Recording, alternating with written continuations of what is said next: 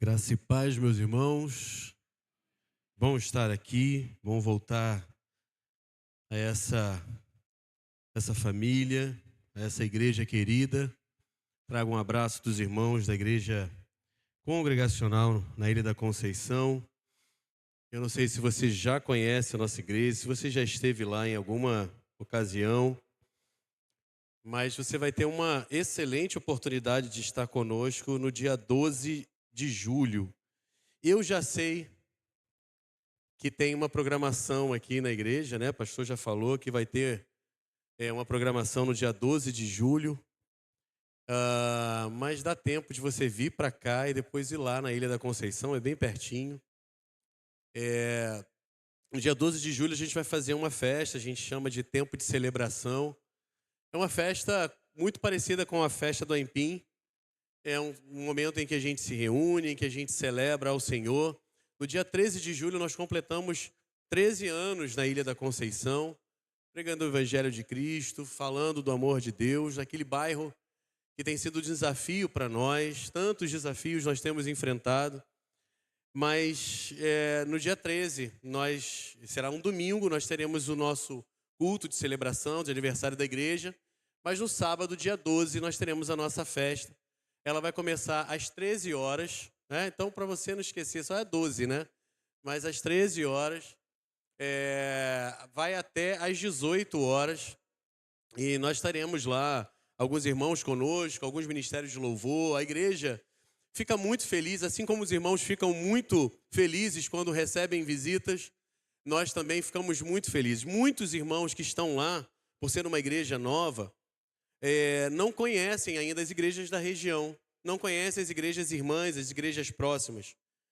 E é muito importante a presença das demais igrejas junto conosco para que possam encorajar aqueles irmãos que estão ali, servindo ao Senhor ali. Nós temos muitos novos crentes, gente que está começando na caminhada cristã agora, e é sempre importante esse acolhimento, esse cuidado. E eu quero então te incentivar a estar conosco no dia 12 de julho, a partir das 13 horas, lá na Ilha da Conceição, Rua Salobrande. Você vai receber o endereço, mas é Rua Salobrande, número 129. Se você esquecer o endereço, você pergunta onde é o Colégio Zuleika. Colégio Velho. Fala assim, olha, é o Colégio Velho. É na Rua do Colégio Velho. É assim que é conhecida a rua. Então eu quero te convidar a estar conosco lá. Eu agradeço mais uma vez o convite feito pelo pastor Márcio. Para mim é sempre desafiador pregar a palavra de Deus, anunciar a palavra de Deus, porque eu sei da responsabilidade que temos e do que é que nós estamos falando, daquilo que é maior do que nós, daquilo que tem poder para transformar vidas, daquilo que tem poder para restaurar corações. E sempre que nós nos colocamos nessa posição de falar da palavra de Deus, é algo que nós devemos fazer com dependência do Senhor, carente da graça dele, do favor dele sobre as nossas vidas, porque de nós mesmos nada nós temos a oferecer. Então eu queria, feita essa introdução, fazendo esse convite aos irmãos, pedir para que você abra a tua Bíblia no Evangelho de João, no capítulo de número 5. Abre aí, é um texto muito conhecido.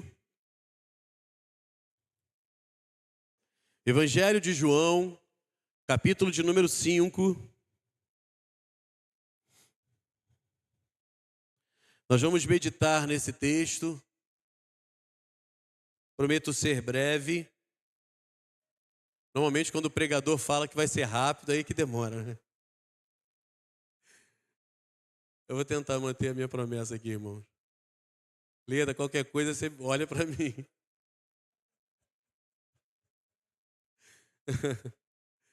Abriu aí, irmão, amém? Quem não achou, diga escola dominical. João, vou te dar mais um tempo. João, capítulo 5, Evangelho de João, capítulo 5.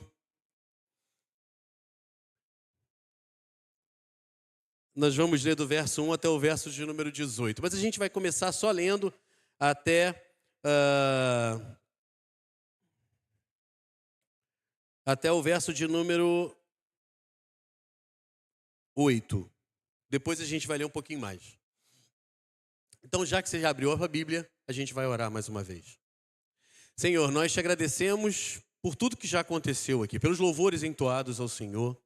Senhor Deus, pelas orações, Senhor Deus, pelos cânticos, por todos os momentos desse culto, Senhor Deus, que certamente já falaram ao nosso coração, já, Senhor Deus, transmitiram, Senhor Deus, a Tua verdade, Senhor Deus, ao nosso coração. Estamos diante da Tua palavra agora, Senhor Deus, e diante dela, Senhor Deus, e ao Senhor clamamos que o Senhor abra as nossas mentes, os nossos corações, Senhor Deus, para que a gente possa entender tudo aquilo que o Senhor tem para nós. Pai, sabemos que só o Senhor é capaz de falar ao coração do homem. Sabemos, Senhor Deus, que não há técnica humana, Senhor Deus, não há nenhuma eloquência, Senhor Deus, humana, nada, Senhor, nessa terra é capaz de tocar no coração, de alcançar o pecador, Deus, de falar, Senhor Deus, ao coração, Senhor, e arrancar aquilo que está escondido. Por isso, nós clamamos ao Senhor. Senhor Deus, ministra aos nossos corações nesse lugar. Com Teu Espírito Santo, fala conosco, Senhor. Pedimos ao Senhor. Tememos, Senhor, diante da Tua palavra e trememos diante dela, Senhor Deus. E ao Senhor nós queremos dizer, Senhor, ao Senhor pertence a honra, a glória, o louvor. Que em todas as coisas o Senhor seja glorificado nessa noite, no nome de Jesus.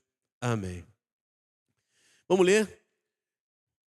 Evangelho de João, capítulo de número 5. Algum tempo depois, Jesus subiu a Jerusalém para uma festa dos judeus. Há em Jerusalém, perto da porta das ovelhas, um tanque, que em aramaico é chamado Betesda, tendo 5 entradas em volta. Ali costumava ficar grande número de pessoas doentes, inválidas, cegos, mancos, paralíticos. Eles esperavam um movimento das águas. De vez em quando, descia um anjo do Senhor e agitava as águas. O primeiro que entrasse no tanque, depois de agitadas as águas, era curado de qualquer doença que tivesse. Um dos que estavam ali era paralítico, fazia 38 anos. Quando o viu deitado, soube que ele vivia naquele estado durante tanto tempo. Jesus lhe perguntou: você quer ser curado? Jesus disse o paralítico: Senhor, não tenho ninguém que me ajude a entrar no tanque quando a água é agitada. Enquanto estou tentando entrar, outro chega antes de mim. Então Jesus lhe disse: levanta-se, pegue a sua maca e ande. E imediatamente o homem ficou curado, pegou a maca e começou a andar.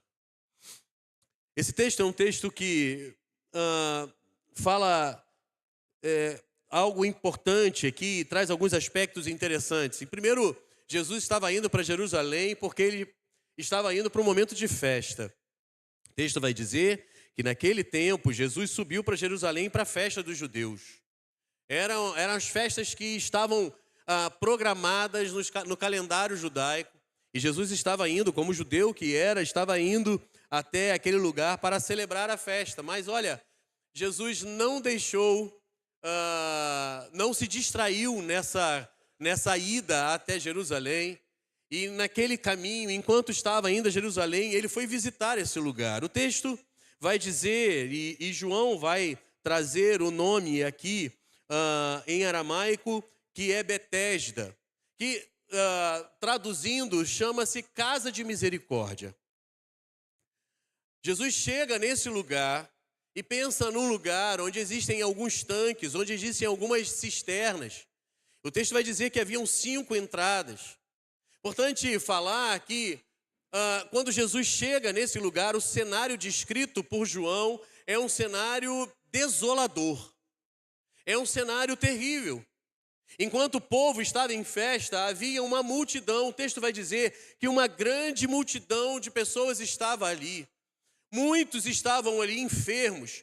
Vai falar que eram coxos, eram cegos, eram paralíticos. Eram homens que estavam ali em razão de uma crença, em razão de uma história que eles ouviam e que João não reputa como verdade. Apesar de estar no texto aqui, essa parte ela é inserida depois para explicar o porquê daquela gente estava ali.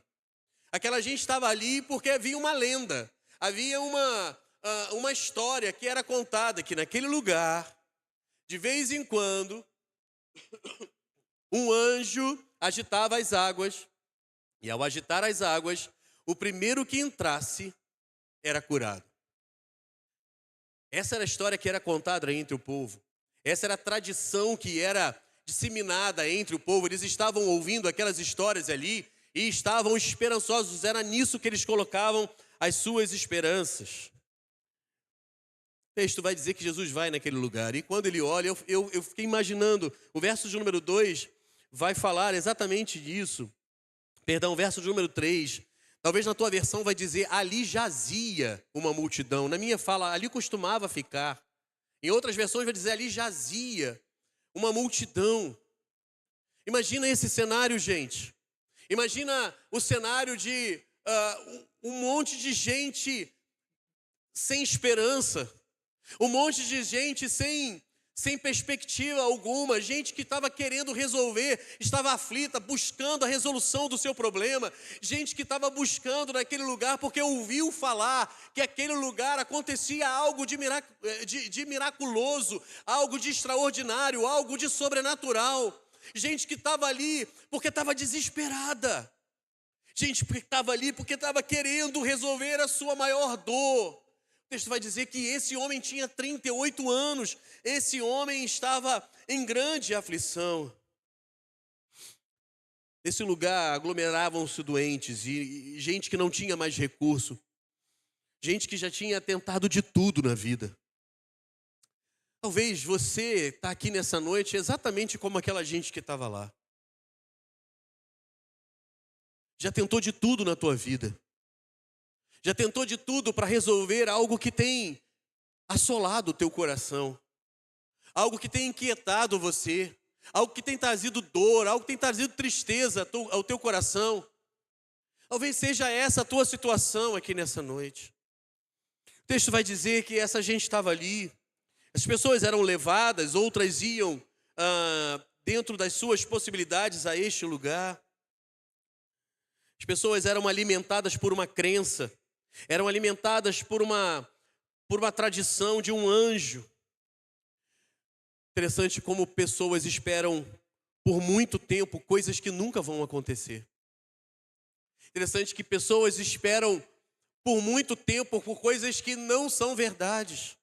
E têm buscado em lugares e em ocasiões e em coisas dessa terra, na esperança de que vai acontecer, porque ouviu falar que se fizer isso, vai dar certo. Muitos crentes, pasmem vocês, são assim. Acreditam que tais práticas são elas necessárias e elas são fundamentais para que a vida dê certo. Porque se não fizer isso, não dá certo. E passam as suas vidas alimentando tradições que não trazem solução para o seu problema e a vida vai de mal a pior. Ao passar naquela cena, Jesus viu um homem. E aí não me pergunte por que Jesus parou naquele homem. O texto vai dizer que havia uma multidão e Jesus parou naquele homem. E Jesus chega e vê e se depara com um homem paralítico há 38 anos. Jesus vê o homem, Jesus vê o seu passado, Jesus vê o seu futuro. E por isso talvez Jesus tenha ido até ele. Algumas pessoas não conseguem se mover, algumas pessoas não conseguem progredir por colocarem a sua fé em coisas erradas. Algumas pessoas não conseguem avançar na vida porque colocam as suas crenças em coisas que não trazem solução, até mesmo no próprio eu. Algumas pessoas até estão colhendo consequências de ações do passado, de pecados cometidos, de escolhas erradas, mas não conseguem enxergar que há uma nova perspectiva em Cristo Jesus.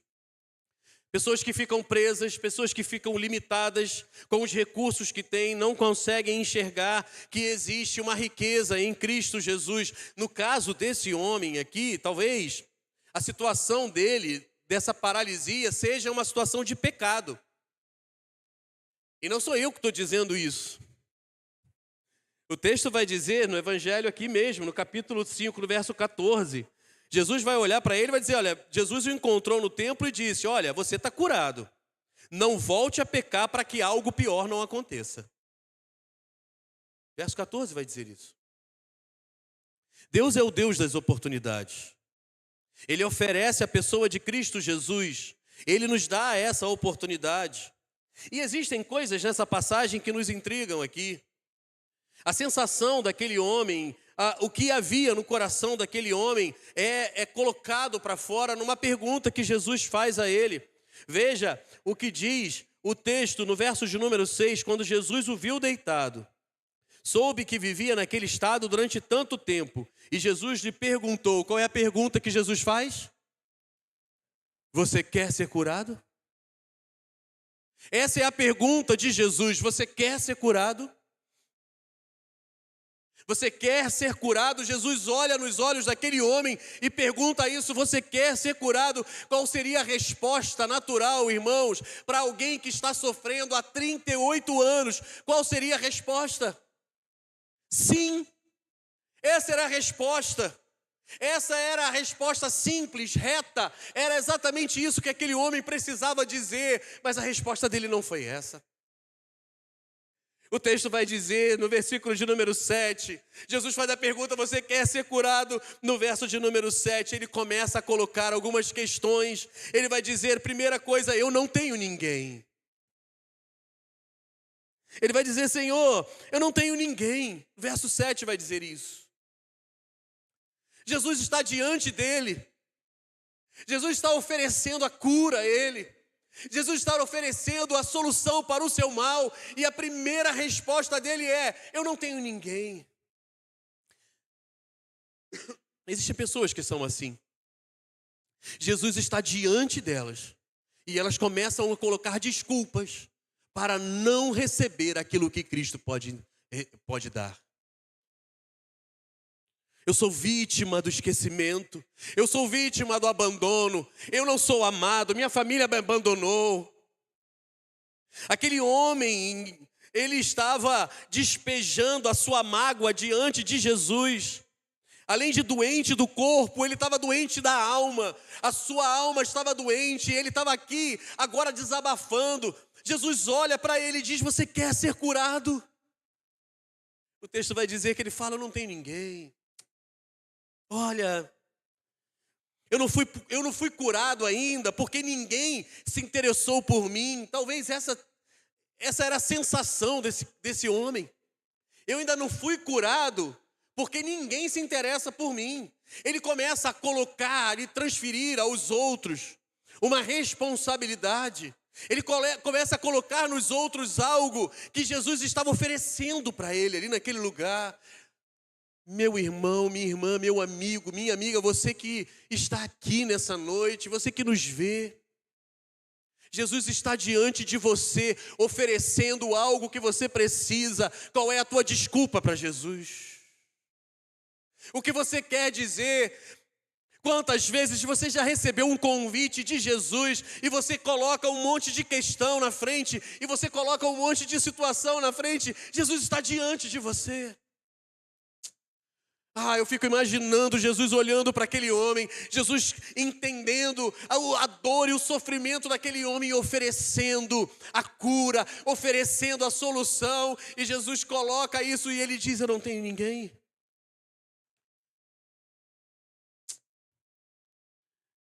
Interessante que aqui ele estava com o coração preso.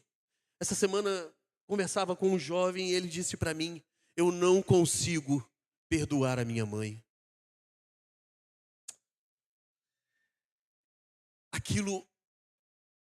Aquela dor, aquele sentimento no coração desse jovem que eu conversava, tem trazido graves consequências na vida dele.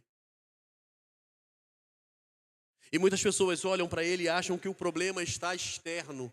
Mas não, há algo no coração que precisa ser resolvido, há algo no coração que precisa ser tratado. Sabe por que muitas vezes nós não conseguimos andar? Sabe por que muitas vezes nós não conseguimos receber aquilo que Cristo tem para nós? Porque nós colocamos desculpas, nós nos prendemos a algo que está dentro de nós. Nós não queremos nos abrir para Cristo por completo. Nós precisamos dizer apenas sim, Senhor, eu quero aquilo que o Senhor tem para mim, mas não.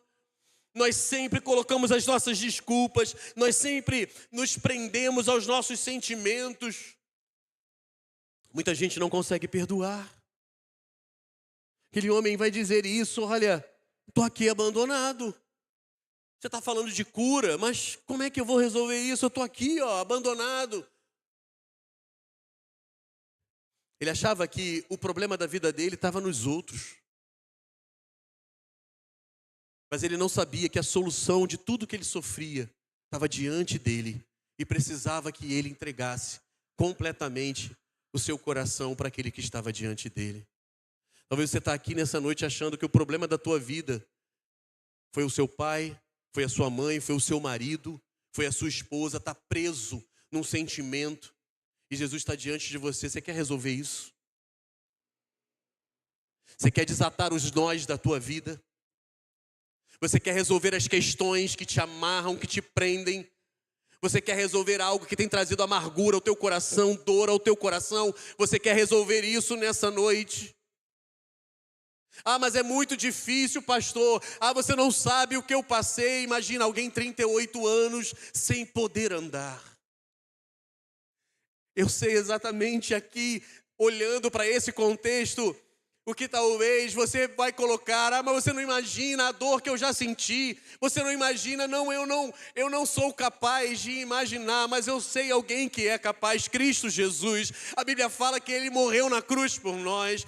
A palavra de Deus vai dizer, o autor aos Hebreus vai dizer que nós não temos um sumo sacerdote que não possa se compadecer das nossas dores, das nossas fraquezas. Alguém que sofreu, alguém que foi humilhado, alguém que foi esquecido, alguém que foi abandonado. Cristo Jesus é esse que conhece a tua dor. O texto vai dizer isso. Ele tinha medo. Tem gente que tem medo de remoer o passado. Tem gente que tem medo de tocar em assuntos. Essa semana foi agitada ainda, irmãos, e eu conversei com um homem essa semana, e ele falava da história dele na vida cristã, e ele disse o seguinte, na caminhada cristã, e ele abandonou tudo, e eu conversei com ele, e ele falou assim: não, mas eu não quero tocar nesse assunto agora. Tem gente que tem medo de trazer questões que tem paralisado a sua fé, a sua caminhada com Deus. Tem paralisado a sua esperança. Tem parado, tem deixado você de fora dos sonhos, dos projetos, daquilo que Deus, a história da redenção que Deus está contando nesse tempo. Nós muitas vezes nos retraímos na casa do Senhor, nós muitas vezes nos retraímos nas coisas de Deus, nós não avançamos, nós não nos lançamos, nós não queremos deixar que Deus nos use para a glória dEle, porque nós estamos presos na nossa dor e na nossa paralisia, e nós não queremos nos livrar disso. Jesus pergunta àquele homem: você quer ser curado? Talvez Jesus esteja perguntando para você nessa noite: você quer ser curado?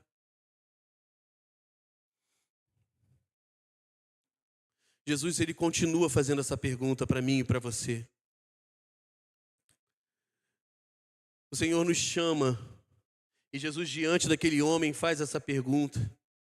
A pergunta feita por Jesus tem uma promessa embutida aqui. E normalmente, quando Jesus ele quer fazer um milagre, ele sempre dá uma ordem. É interessante que ele fez isso com o cego. Lava o teu olho, ele colocou lama no cego e lava o teu olho, vai lá e lava. Aquele homem que andava à beira de Jericó, que estava ali mendigando. Jesus, ele dá ordens. Interessante que a pergunta de Jesus para mim e para você nessa noite é: você quer ser curado? O que Jesus está dizendo para aquele homem é: em tua precariedade, Você confia que eu tenho poder para resolver a tua dor, o teu problema? Mesmo sabendo que você não consegue, mesmo sabendo de todas as suas limitações, mesmo sabendo quem você é, a tua história de vida, os anos de sofrimento, Jesus está dizendo: você crê que eu posso resolver nessa noite algo que ninguém foi capaz de resolver? Não importa quanto tempo você está sofrendo, querido, querida, não importa quanto tempo. A mulher hemorrágica há 12 anos sofria. A mulher encurvada há 18 anos sofria. Esse homem estava há 38 anos doente. Jesus curou um cego de nascença. Jesus levantou um morto na sepultura. Ele curou a todos, Ele pode curar você também. Não importa a gravidade do seu problema. Existem situações que nós olhamos com os olhos carnais e nós vemos o seguinte e falamos o seguinte: não tem jeito. É muito difícil de resolver. Talvez você conheça pessoas assim em situações assim. É muito difícil. Não tem solução. Já tentamos de tudo, não tem solução. Lázaro já cheirava mal. E Jesus ordenou para ele: vem para fora. E Jesus ressuscitou Lázaro. Não importa as desastradas consequências do seu problema.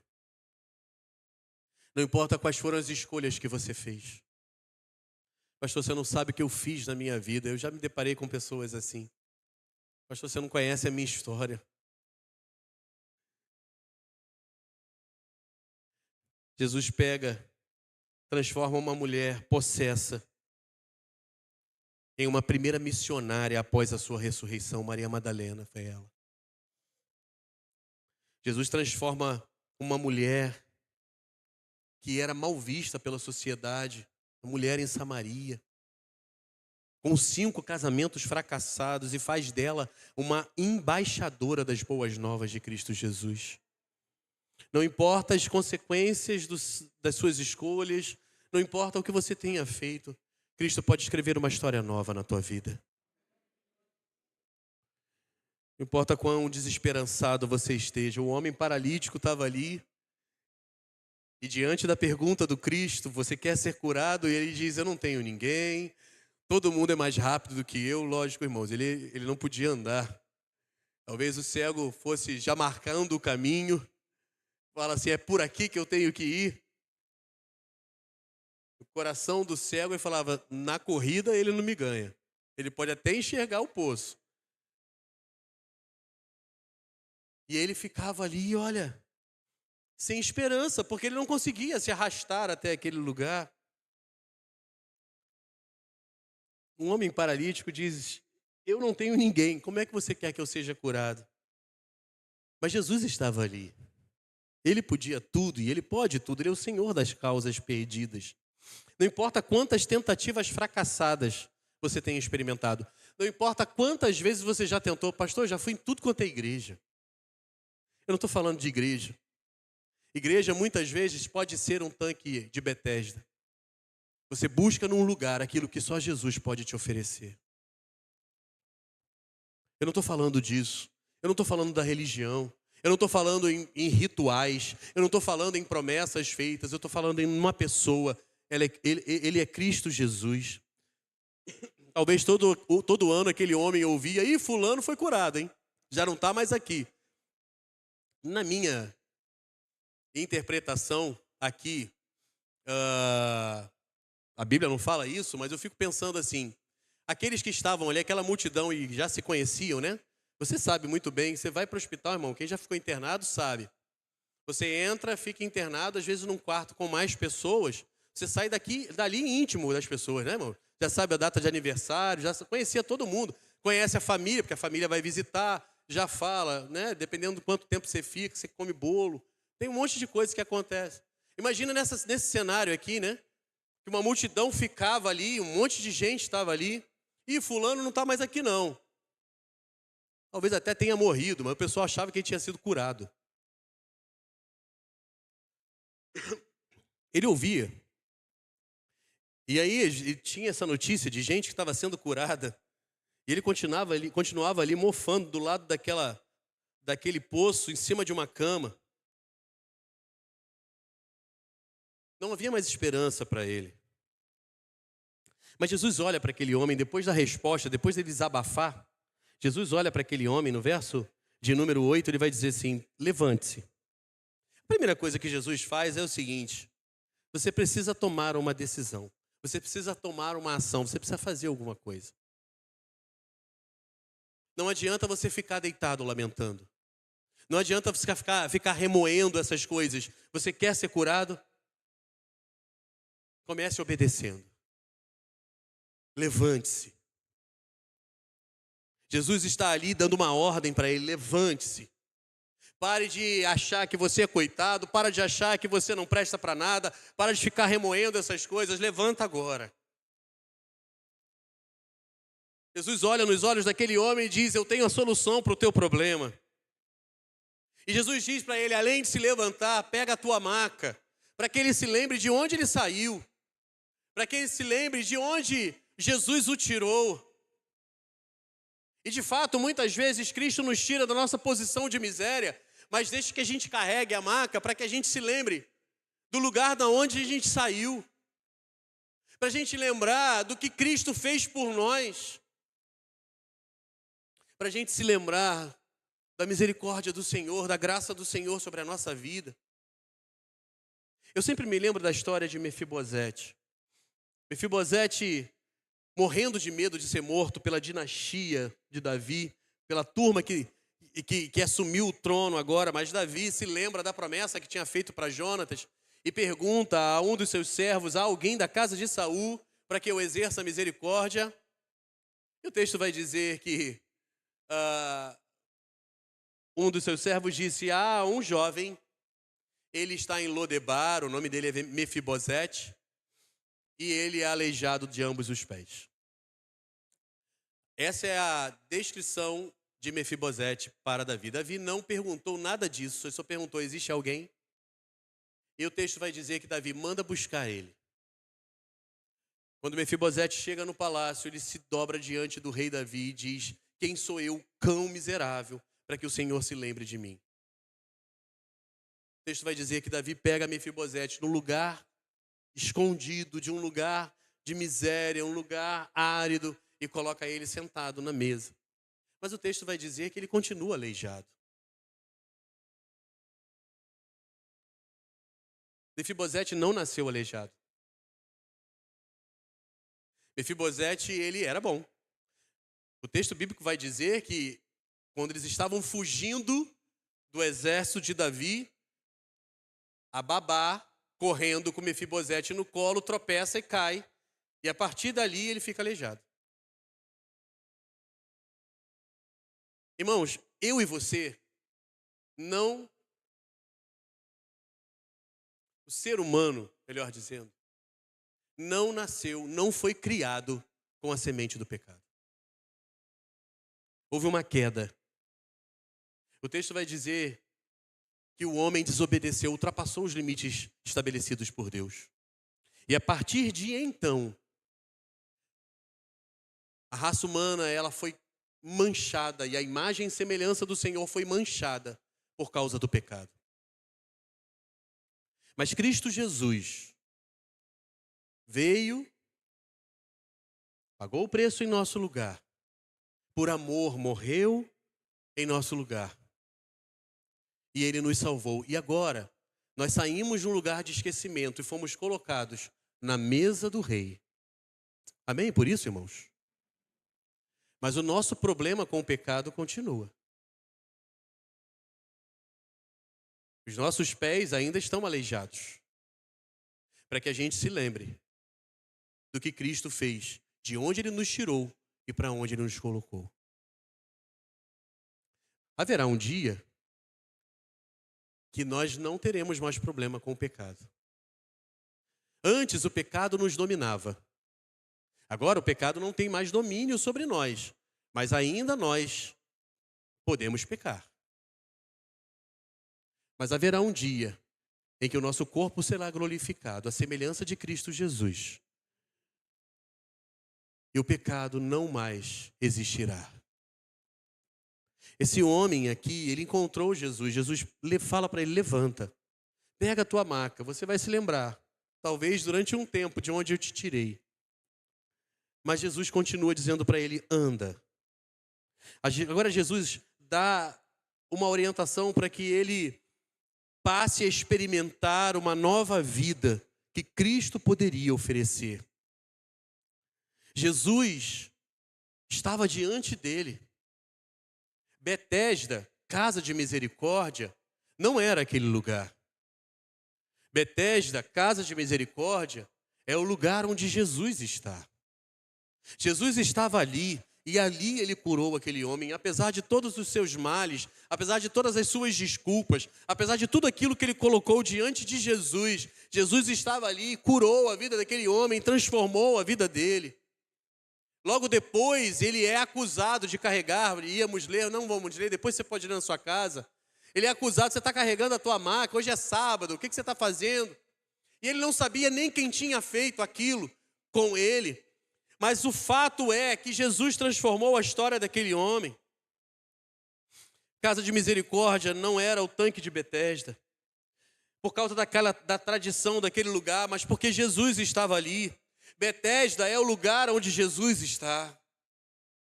Betesda é o lugar, talvez a reunião que acontece na sua casa, em torno da palavra de Deus, onde os seus filhos ouvem a palavra de Deus, onde eles cantam louvores ao Senhor. Betesda é onde a palavra é pregada. Betesda é o grupo de amigos onde se reúne para estudar a palavra de Deus e para louvar ao Senhor. Betesda é este lugar nessa noite, porque Jesus está aqui. Eu queria orar com você nessa noite. Queria que você fechasse os seus olhos. Eu não sei há quanto tempo você está buscando algo para resolver a questão que há na tua vida.